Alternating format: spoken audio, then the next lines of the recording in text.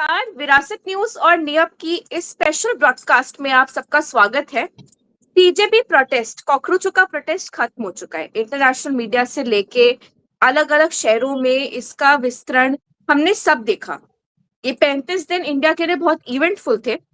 2012 के अन्ना आंदोलन के बाद इस लेवल पे अगर कोई आंदोलन हुआ है, सिंगू बॉर्डर का आंदोलन जो था वो किसानों का था, शाहीन बाग का जो आंदोलन था वो मुसलमानों का था, लेकिन अभी का जो आंदोलन है वो किसी भी धर्म या जाति से नहीं था, वो सिर्फ अकाउंटेबिलिटी का था। और ये एक शब्द है जो मुझे 2 दिन की अपने ऑन ग्राउंड कवरेज से भी पता चला। हमारे साथ चर्चा में वर्तिका जी, विनोद जी, साथ में मौसमी मैम, निशा मैम और जयंती मैम भी जुड़े हैं। पहले तो मैं वर्तिका जी आपसे सवाल पूछती हूँ। जब आप सीजेपी का प्रोटेस्ट देख रहे थे, एक मीडिया नैरेटिव था कि ये लोग ऐसे हैं, ये लोग वैसे हैं, जैसे केजरीवाल के लिए भी एक नैरेटिव बनाया गया था जब अन्ना आंदोलन हुआ था। तो उसमें आपने देखा कि कई महिलाएं भी शामिल थी। इनिशियली सीजेपी को बहुत बैकलैश मिला था कि उनकी कोई फीमेल स्पोक्स पर्सन नहीं है, पर फिर आयशा की जो एक वो थी विस्तृत फेस, उनका काफी रहा उस आंदोलन में। सोनम वांगचुक की वाइफ ने बहुत हद तक चीजों को लीड किया, गीतांजलि आगमो ने।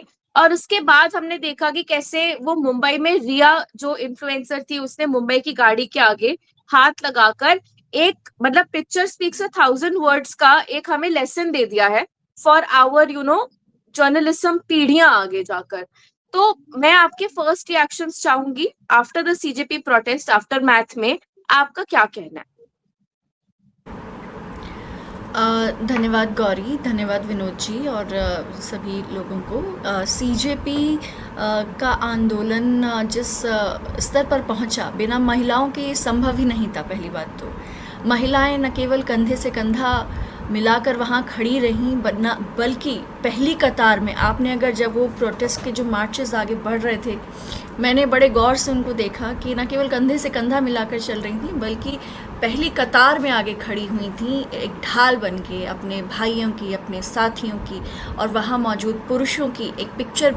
न केवल जो पुलिस की गाड़ी के सामने खड़ी हुई उस महिला की पिक्चर वायरल हुई, बल्कि दिल्ली में आपने देखा होगा एक और पिक्चर वायरल हुई जिसमें बहुत से लड़के एक तरीके से छोटी सी गली जैसी जगह से जा रहे हैं और एक इस तरीके से हाथ करके एक बहन के तौर पे वहाँ पे एक लड़की एक दोस्त के तौर पे उनको बचा रही है पुलिस के डंडों से, उन डंडों से जिनमें कीलें लगी हुई थी, ऐसा कहा जा रहा है। या फिर कुछ लोगों ने पुलिस के डंडों में बिजली के तार तक होने की बात कही। अभी इसमें कितना सच है कितना नहीं है ये जांच में सामने आएगा, लेकिन वो बहादुरी दिखाना एक महिला के तौर पर ये साबित करता है कि कितना ज़रूरी था। साथ ही में जो कंटेंट क्रिएटर्स जिनको अभी तक काली माना जाता था कि इन्फ्लुएंसर हैं, बहुत ही उनको दोयम दर्जे का एक प्रेजेंस माना जाता था, उन इन्फ्लुएंसर्स ने वहाँ पे पहुंचकर इस कंटेंट को ज़्यादा से ज़्यादा लोगों तक पहुंचाने में मदद की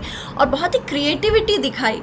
जो ये जेंजी का आंदोलन है, ये आंदोलन एक ऐसा आंदोलन है जिसने रील और रियल लाइफ के बीच की जो दूरी है, जो अंतर है, उसको एक तरीके से समाप्त किया है।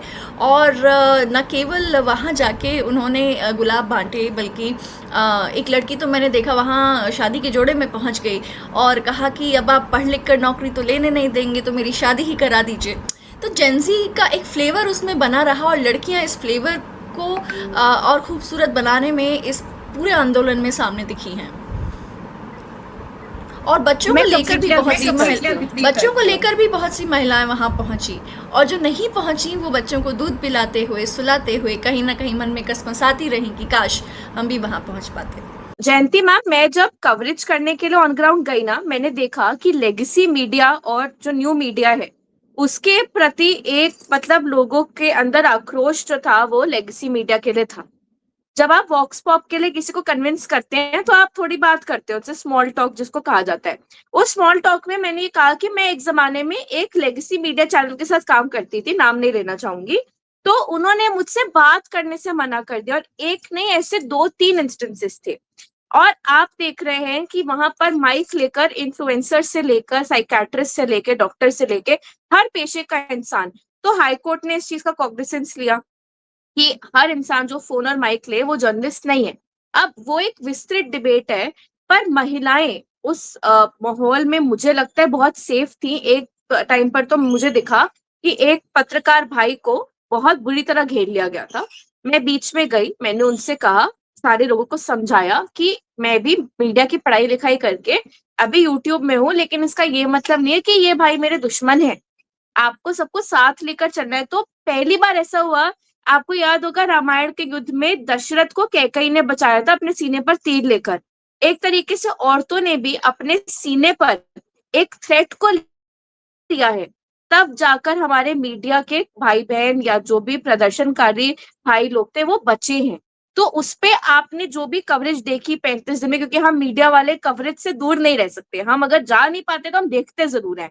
तो आपने क्या देखा, क्या ऑब्जर्व किया, आपके क्या इस चीज पे एनालिसिस है? हाँ बिल्कुल, थैंक यू गौरी। वास्ते गुना गुइया, हम सब ने बहुत सारे नए जार्गन सीखे हैं और मुझे ये जार्गन बहुत पसंद आया। लगे रहो चाचा, लगे रहो अंकल। भाई, तुम्हारी बात का जवाब देने से पहले मैं कहूंगी कि मैं जेन जी से जबरदस्त तौर पे इम्प्रेस।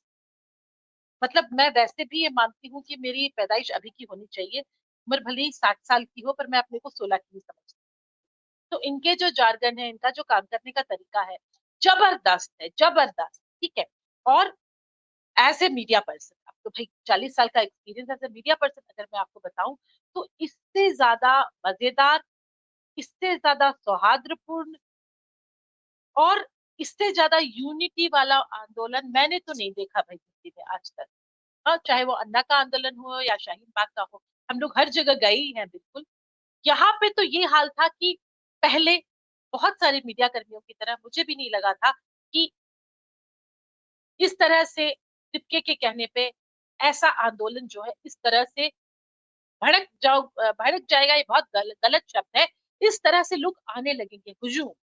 राइट। इन सब क्यों आए, क्या हुआ, इन सब बातों में जाने की जरूरत नहीं है। मैं एक पत्रकार की तरह अपना नजरिया आपको अगर मैं बताऊं, पहले दिन की जो भीड़ मैंने देखी तो मैंने भी एज ए जर्नलिस्ट महसूस किया कि ये लोग बहुत दिन तक ठहर नहीं पाएंगे। लेकिन युवाओं में और सारे जिंदगी में ऐसी कोई बात, वो एक दूसरे का साथ दे रहे थे। बार बार हम लोग कह रहे हैं कि एक भी घटना ऐसी नहीं हुई, कोई लड़की हट नहीं हुई, हाथ पकड़ के एक दूसरे की मदद कर रहे थे।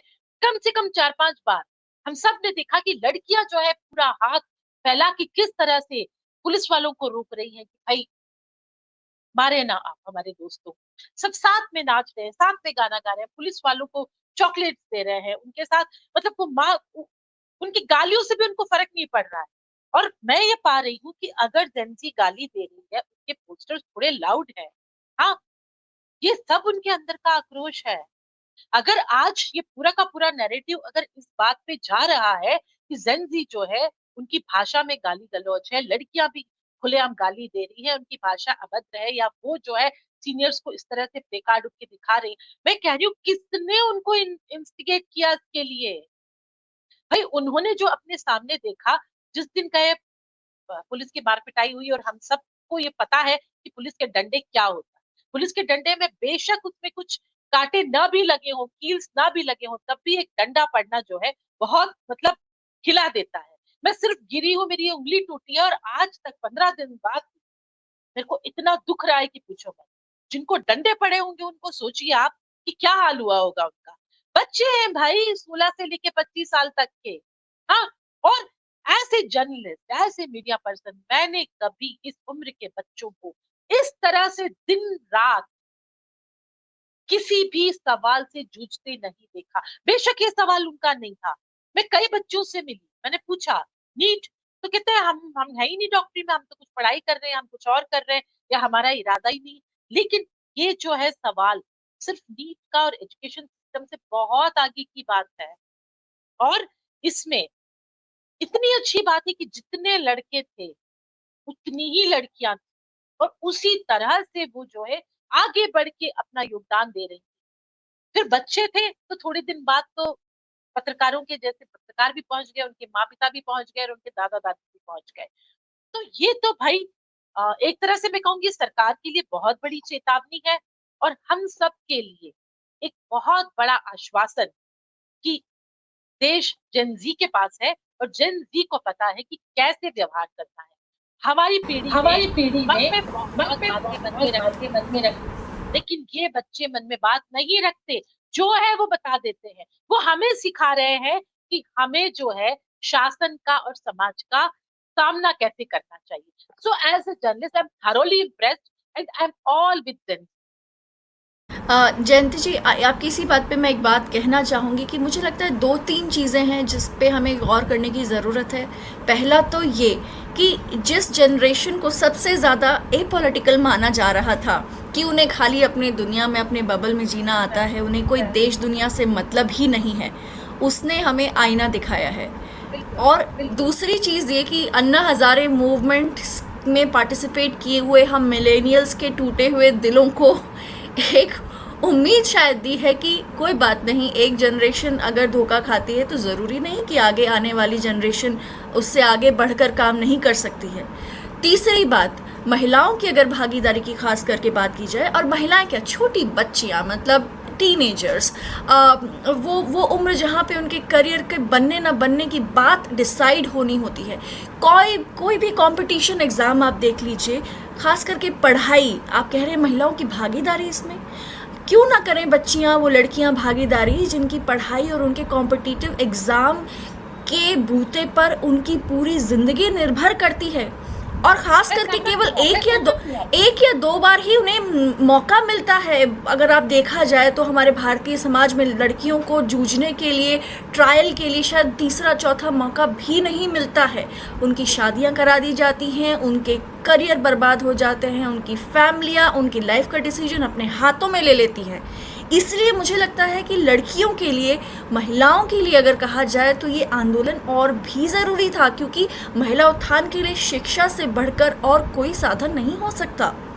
तो इस वजह से मैं इसलिए यहाँ आक्रोश भी छोड़ना चाहूँ। एक लड़की के अंदर इतना आक्रोश क्यों भरा है?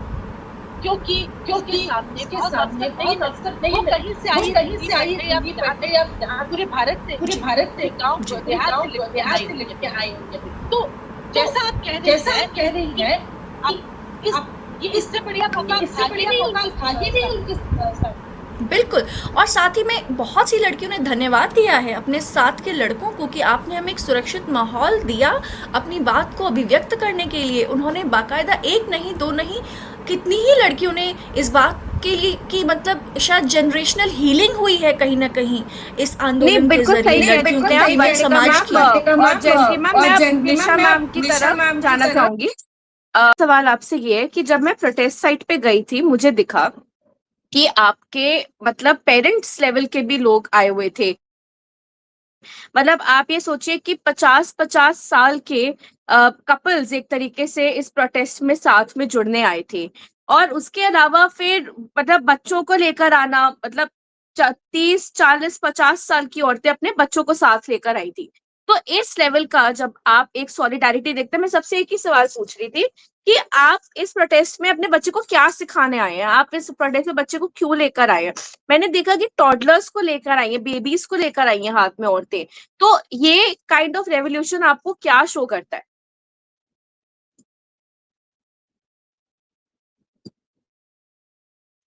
गौरी मैम, जब इस बार जो बेटियां और बहनें तो भीड़ का हिस्सा नहीं, वो आंदोलन में बिल्कुल इक्वल अपॉर्चुनिटी लेके आई थी और पूरी दुनिया को उन्होंने अपना एक संदेश दे दिया है दैट हम किसी से कम नहीं, और जब भी बात हमारे करियर और हमारे शिक्षा और हमारे फ्यूचर की रहेगी, हम लड़ेंगे।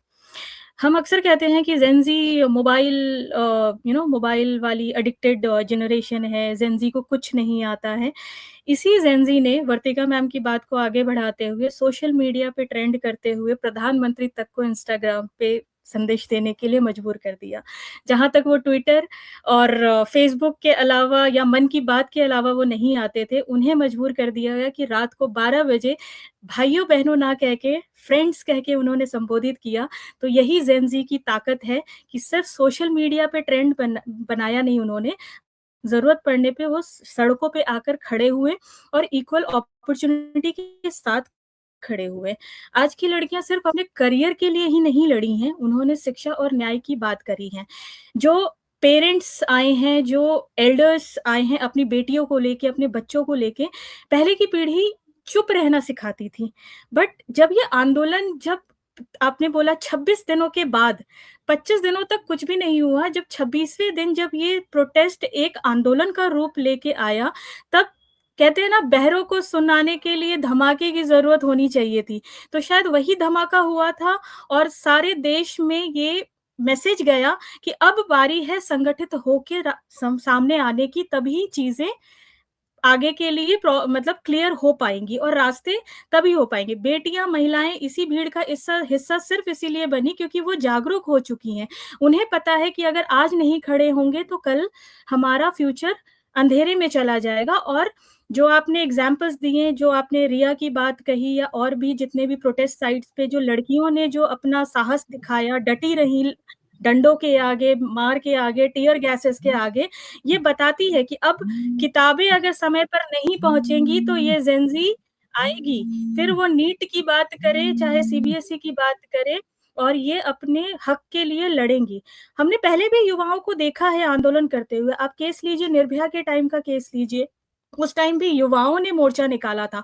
कोविड के टाइम पे भी युवाओं ने घर-घर एम्बुलेंस और मेडिसिन्स पहुँचाए थे। सो जब-जब युवाओं की ज़रूरत पड़ी है देश को, वो आए हैं, उन्होंने कभी भी अपना पल्ला नहीं झाड़ा है अपनी ज़िम्मेदारियों से। बट ये प्रोटेस्ट सरकार को, और अगर प्रधानमंत्री 12 बजे रात को अगर वीडियो रील बना के अगर वो संबोधित कर रहे हैं, तो आप समझ जाइए। और उसके बाद चेंजेस ये आए हैं कि वो जेन ज़ी को अप्रोच करने के लिए उन्होंने बैठक बुलाई और कहा कि इंस्टाग्राम पे, ट्विटर को छोड़िए, अब जेन ज़ी का ज़माना है। अब ट्रेंडिंग अगर युवाओं से जुड़ना है और युवाओं से बात करनी है, तो आप इंस्टाग्राम पे रीलें बनाइए एंड धड़ाधड़ नहीं, आपने प्रधानमंत्री बहुत रील सही आंकलन किया निशा मैम, बहुत सही आंकलन था ये कि एक अप्रोच बदलने पे। और मौसमी मैम, मेरा सवाल आपसे यही है कि हम देख रहे थे जब नेपाल और बांग्लादेश में जेनजी प्रोटेस्ट हुआ, हमें लगता था ये सब भारत में नहीं होगा, भारत का जो बच्चा है ना वो इतना जागरूक नहीं है, हमें लगता था कि ये वाली जनरेशन जो है ये बर्बाद हो जाएगी बस इंस्टाग्राम पर रह रहकर। लेकिन आप ये देखिए, जब सीजेपी के आप अगर आंदोलन में जाएं, आप देखेंगे, जब तो साफ हो गया सब कुछ, बट जब मैं गई थी मैंने देखा वहां पे लाइव मीम पोस्टर्स थे। एक तरीके से पॉप कल्चर रेफरेंसेस से इन्होंने इतना बड़ा संदेश दिया कि प्राइम मिनिस्टर ने, जिनकी पॉलिसी थी कि मैं out of sight out of mind रखूंगा इस केस को, मैं नहीं देखूंगा क्या हो रहा है क्या नहीं हो रहा है, कि जो मैं दिखाऊंगा लोगों को वही है मन की बात। हम लोग अपना नैरेटिव सेट कर रहे हैं, लेगेसी मीडिया अपना नैरेटिव सेट कर रहे हैं ना। लेगेसी मीडिया को देखें तो आपको लगेगा कि प्रोटेस्ट में कुछ दम नहीं है, एंटी नेशनल है, बदतमीजी चल रही है, ये वो। आप जाकर देखिए, वहां के मैनेजमेंट की दाद है। वहां पे खाना, पानी, कचरे की सफाई, washroom, medicine, sanitary napkins, every single thing was made available. और औरतों को इतना सेफ फील हुआ है वहां पे। मैं आपको बताती हूँ, मैं रात के 10 बजे, मतलब मेरा प्लान नहीं था सीजेपी जाने का, लेकिन मेरे एक मेंटोर है और उनकी टीम है, मतलब ये हम सब मिलेनियल्स थे जो साथ में गए थे। हमारी उम्र का ब्रैकेट है 25 से 40 मान लीजिए। तो हम लोगों ने बस जाके देखना था चल क्या रहा है, हम वहां पे कुछ शूट करना चाहते थे। हमने देखा कि जैसे ही थोड़े गाली गलौच वाला क्राउड था, उसको लोग टोक रहे थे कि देखो लेडीज जा रही है, ये सब मत बोलो। और हर आंदोलन में आप अगर माने कि यही जनरेशन गालियां दे रही है।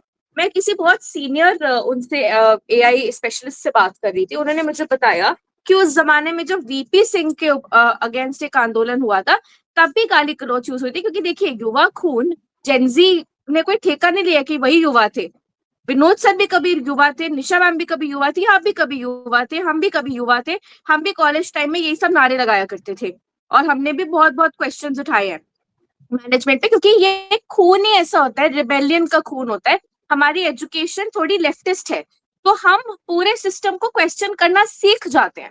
लेकिन मतलब जब आप इस प्रोटेस्ट को देखते हैं और आप इसकी रियलिटीज को इंस्टाग्राम के थ्रू एक्सप्लोर करते हैं, तो आपको क्या फील होता है कि शबाना आजमी जैसे लोग भी, मतलब वो प्रोटेस्ट में रहे, दिल्ली वाली प्रोटेस्ट में वो फ्रंट से उन्होंने लीड किया। मुंबई वाली में आते आते उनको स्वाइन फ्लू हो गया था, इसलिए वो अटेंड नहीं कर पाई थी। लेकिन कुछ तो होगा ना इस मूवमेंट में कि हर बॉलीवुड एक्टर ने इस पे कुछ ना कुछ बोला आगे आकर। गौरी मैम, जेन ज़ी जो है हाँ, वो एक thank you. No nonsense no nonsense generation है, वो नॉनसेंस बर्दाश्त नहीं करती है, वो आवाज उठाती है, सही हो गलत हो हर चीज के लिए। और रही बात जो मोदी मीडिया की आप बात कर रही हैं, उन्होंने सीजेपी गुंडे ये कह के संबोधित किया था। ये किसने उन्हें बताया कि सीजेपी गुंडे हैं? वहां पे छात्र थे, जो कुछ फर्स्ट टाइम वोटर्स थे, जिन्होंने अपना भविष्य चुनना था, अपना नेता चुनना था। मैं ये नहीं कहती कि हर एक जो वहां पे युवा था वो नीट स्टूडेंट था या होना जरूरी था, लेकिन जेन जी था, एक दूसरे के लिए वो खड़े थे। और जब चीफ जस्टिस साहब ने एक स्टेटमेंट पास किया था कॉकरोच कि ये युवा, ये जनरेशन कॉकरोच है, रातों रात आप देखिए सीजेपी बन गई और इतने मिलियन ऑफ फॉलोअर्स हो गए, जहां पे ये हुआ कि अरे ये तो एक वेव है, ये चला जाएगा। वो वेव हमने अभी अपने आंखों से देखा कि उन्होंने क्या कर दिया। मैं उन्होंने आपकी बात समझी निशा मैम, मैं मौसमी मैम से जानना चाहती हूँ उनका व्यू कि वो इस प्रोटेस्ट को किस तरह देख रही हैं। थैंक यू गौरी जी। जब ये प्रोटेस्ट स्टार्ट हुआ था तो हमने सोचा भी नहीं था कि ये इतना आगे जाएगा और इस तरह का एक इतना बड़ा आंदोलन बनेगा। और बहुत बार ऐसा हुआ कि इसमें बहुत सारी पार्टीज आई और लगा कि ये राजनीतिक रूप ले रहा है। हम लोग हमेशा युवा लोग को ऐसा समझते हैं ना कि नहीं, वो लोग तो मोबाइल की दुनिया में रहते हैं, उन्हें कोई मतलब नहीं है। बट मेरा मानना है ना कि जैसे कि एक हाथी भी होता है तो उसके ऊपर भी एक महावत बैठता है, उसके हाथ में भी अंकुश होता है। तो कोई भी सरकार हो, कोई भी सरकार हो, लेकिन एक अंकुश रखने वाला होना चाहिए। और हमेशा हम लोग ये सोच रहे थे कि हमारे देश में एक मजबूत विपक्ष की कमी दिखती है। कुछ ऐसा होता है या कुछ निर्णय ऐसे लिए जाते हैं, जरूरी नहीं है। मैं खुद भाजपा सपोर्टर हूँ, मैं वोट करती हूँ भाजपा को, लेकिन मैं अंधभक्त नहीं हूँ और मैं उनकी कुछ नीतियों की बहुत मतलब बिल्कुल विरोध करती हूँ। स्पेशली जब भी देखा जाता है कि स्टूडेंट्स के साथ हमेशा से थोड़ा एक नेग्लेक्ट किया गया है उन लोगों को। और मुझे बहुत बुरा लगता है क्योंकि मेरे भी बच्चे हैं और मुझे लगता है इस आंदोलन से जो भी महिलाएं जुड़ी वो सब एक माँ के रूप में जुड़ी। क्योंकि मैंने देखा कि अमेरिका से भी एक आईवीटी बहुत सारी तस्वीरें दिखी प्रोटेस्ट की, और अमेरिका से आई हुई थी, वो भी बहुत पुशअप कर रही थी, सब लोगों को बूस्ट कर रही थी कि नहीं बच्चे बहुत अच्छा कर रहे हैं। अच्छा तो किया बच्चों ने, अचंभित किया, ये बात सही है। उनके मतलब आप देखेंगे कि गाली वाला भी जो भी वीडियोस आए गाली वाले, तो वो ज्यादातर कुछ एक चेहरे बार बार दिख रहा है घूम फिर कर।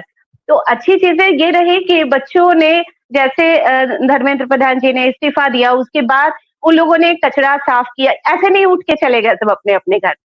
तो हैरान करने वाले, अचंभित करने वाले बच्चे थे हमारे, और वो वहां जाकर ये दिखाए कि नहीं हम लोग इतने भी लापरवाह बच्चे नहीं है। और जेनजी जो भी है, तो इन्होंने बताया कि ये रखते हैं हिम्मत, देश के जो भी मतलब उसके मौजूदा स्थिति है उसको बदलने की ताकत रखते हैं। और मुझे लगता है डर बना रहना चाहिए हमेशा देश में कि कभी भी सत्ता पलट सकती है।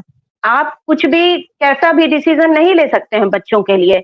और मुझे बहुत ज्यादा तकलीफ होती थी, स्पेशली जब बच्चों को पीटा जाता था। लेकिन हैरान करने वाली ये लगती है, जैसे हम लोग घर में अपने बच्चों को मारते हैं और वो फिर आकर चिपकते हैं मम्मी के पास, वैसे पुलिस वाले अंकल वाला भी वीडियो आ रहा है। मतलब इतने प्यारे बच्चे कि आप उन्हें मारने के बाद भी आप उनको इग्नोर नहीं कर सकते। वो लोग मीम्स बना रहे हैं, वो वीडियोस बना रहे हैं। और ये आंदोलन एक बहुत महत्वपूर्ण मुद्दे पे था और इसके बाद भी वो लोग एंजॉय कर रहे थे इसको। तो ये मुझे अच्छा लगा ये प्रोटेस्ट, और मुझे लगता है कि जो भी हमारे बच्चे हैं उन लोगों को ऐसा हमेशा इसके लिए तैयार रहना चाहिए कि जब भी कुछ गलत होगा तो हम लोग खड़े होंगे। हम लोग मतलब ये जिंदा होने का सबूत है। और सही बोल रहे हैं आप। ये विनोद सर, मैं आपको बताती हूँ, और आपसे भी मेरा सवाल रहेगा कि आपका सीजेपी में क्या एक्सपीरियंस था। आप तो तब गए थे जब आफ्टर मैथ था, मैं तो बिफोर मैथ में गई थी। मैंने एक ऐसे बच्चे को देखा जो हकला रहा था, मतलब वो 22 साल का मुसलमान लड़का यूपीएससी प्रिपेयर कर रहा था, और उस लड़के ने बोला कि मुझे आपसे बात करनी है। एक और मेरे पास आया था, वो उसमें था, शेफ था वो, लेकिन नेवी सर्विसेज में था, तो वो कैडेट था, और उसने बोला कि this one I am taking for the team. और जो दूसरा लड़का था वो स्टैमर कर रहा था, पर 5 मिनट तक वो चुप नहीं किया। मैं चाहूंगी कि आप नियप चैनल पर जाकर उसका वीडियो देखें। उसने यही लाइन बोली, मौसमी मैम, कि जिंदा हो तो सबूत दो। मेरी रूह कांप गई। मैं 5 मिनट के उस वीडियो में जो मैंने मार्मिक एक तरीके से एक एक्सपीरियंस किया कि वो 22 साल के बच्चे में कितना आक्रोश है। मैं ये मानती हूँ as somebody who is also done inner child healing and spirituality, ये जो जनरेशन है ना ये सेंसिटिव इसलिए है क्योंकि इसने ना बहुत करीबी से अपने माँ बाप को परेशान होते हुए देखा है, सिस्टम को क्रम्बल होते हुए देखा है। और कहीं ना कहीं विनोद सर इन्होंने लेगेसी मीडिया का वो राइज देखा है। आप याद कीजिए विनोद सर, जब 2011 में गद्दाफी का राज था तब एक अरब स्प्रिंग आया था, वहां की मीडिया दिखा रही थी कि सब खुशहाल है। तब ब्लॉग पोस्टिंग से दुनिया को ये पता चला कि वहां पर दिक्कत है और तब जाकर गद्दाफी को जो उनके साथ हुआ वो हुआ। तो मुझे लगता है कि ये जो प्रोटेस्ट था वो ये दिखाने का एक तरीका था कि लेगेसी मीडिया टीवी पे जो भी चलाए, और फिर लेगेसी मीडिया को टीआरपी लाने के लिए ग्राउंड पर आना पड़ा। मैंने न्यूज 24 को इंटरव्यू दिया है, मैंने रीजनल चैनल्स को इंटरव्यू दिया है, मैं तनुश्री पांडे से मिली जो एक इन्वेस्टिगेटिव जर्नलिस्ट हैं, उन पे भी काफी सवाल उठ रहे थे। कई ऐसे फेसेस थे, peak TV, Shivi Chitranshi of ये ग्लोबल शार्क, अलग अलग ऐसी जो लेडीज थी उन्होंने ग्राउंड पर रिपोर्ट किया है। बट मैं आपसे ये पूछूंगी सर कि as somebody who is worked in the legacy media और अब आप एक इंडिपेंडेंट क्रिएटर है, आपने वो क्या फर्क वहां पर नोटिस किया? आपके क्या एक्सपीरियंसेस रहे सीजेपी प्रोटेस्ट में? देखिए, एक तो इस आंदोलन ने कई तरह के जो इल्यूजन्स थे, कई तरह के जो भ्रम थे ना, उसको खत्म कर दिया है।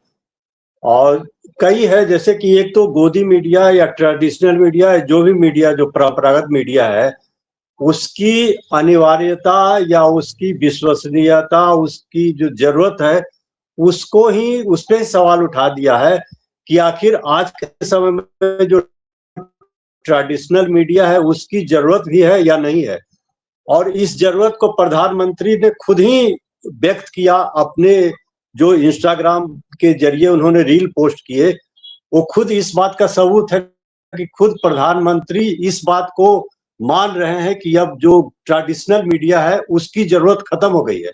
नहीं तो प्रधानमंत्री के लिए एक चुटकी बजाने की जरूरत है, तमाम सैकड़ों टीवी चैनल और उनके एंकर उनके दरबार में पहुंच करके हाजिरी लगाते और लाइव टेलीकास्ट करते। लेकिन उन्होंने इंस्टाग्राम को चुना जो कि एक सोशल मीडिया है, नया मीडिया है। और देखिए कि उस पोस्ट के जरिए कितना मतलब हर आदमी तक वो पहुंच गए। तो एक जो मीडिया है, ट्रेडिशनल मीडिया है, उसकी जरूरत तो ऐसे ही खत्म, मतलब खुद प्रधानमंत्री ने जताया। और वहां पे जो मीडिया के लोग जा रहे थे, खुद वहां एक पहली बार ऐसा हुआ कि उसका बहिष्कार किया जा रहा है। एक जो ट्रेडिशनल मीडिया है, मतलब लोग खुद कह रहे हैं कि हमें आपकी जरूरत नहीं है। आज के पहले अब जो आंदोलन होते थे या कुछ भी होते थे, प्रोग्राम होते थे, प्रदर्शन होते थे, उसमें जो ट्रेडिशनल मीडिया है उसको इनवाइट किया जाता था। आज ये देखा कि ये हाल है कि वहां खुद वो आ रहे हैं लेकिन उनको जाने के लिए कहा जा रहा है, उनके खिलाफ नारे लगाए जा रहे हैं। तो ये एक बहुत बड़ा चेंज है। और आने वाले समय में ये जो मीडिया है, ट्रेडिशनल मीडिया, उसकी जरूरत और घटेगी।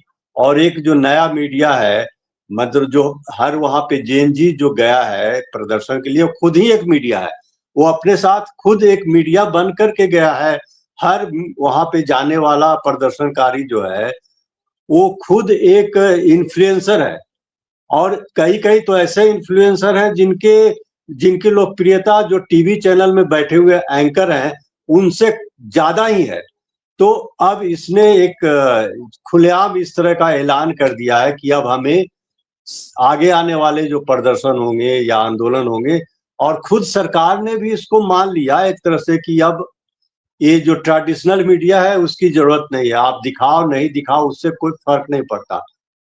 कितना इसको डिस्क्रेडिट किया गया इस आंदोलन को, जो चाहे रिपब्लिक भारत हो, चाहे आज तक हो, चाहे कोई भी चैनल हो, कि हर तरह से उसको डिस्क्रेडिट किया गया। Pakistani connection, Chinese connection, funding, विदेशी फंडिंग, तो 10 तरह के उस पर आरोप लगाए गए।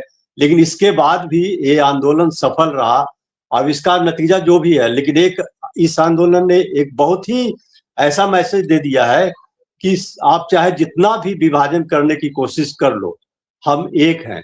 और जो एक महिलाओं के पार्टिसिपेशन का मामला है जिस पे हम लोग बात कर रहे हैं, वो मतलब समाज की, महिला और पुरुष समाज की और परिवार की एक धुरी है।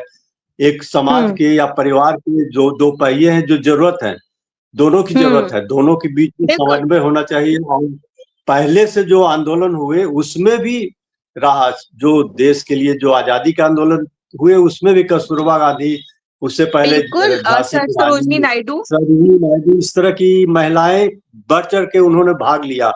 यहाँ शाहीन बाग का आंदोलन जो है उसमें भी देखा कि महिलाओं ने जी। ही उसकी और आप कह रहे हैं कि भागीदारी आप की। उनको डिफेंस शील्ड की तरह यूज कर रहे हैं। मैंने प्रियंका चोपड़ा की मदर का स्टेटमेंट देखा कि क्या सीजेपी में हाँ, तो आप सर देखिए, टू कंक्लूड दिस डिस्कशन मैं यही बोलना चाहूंगी कि शाहीन बाग को या जेएनयू के प्रोटेस्ट को हमने कहा कि वो पाकिस्तानी है, ठीक है। हमने कह दिया कि जो हमारे सिंगू बॉर्डर पे किसान भाई है वो खालिस्तानी है।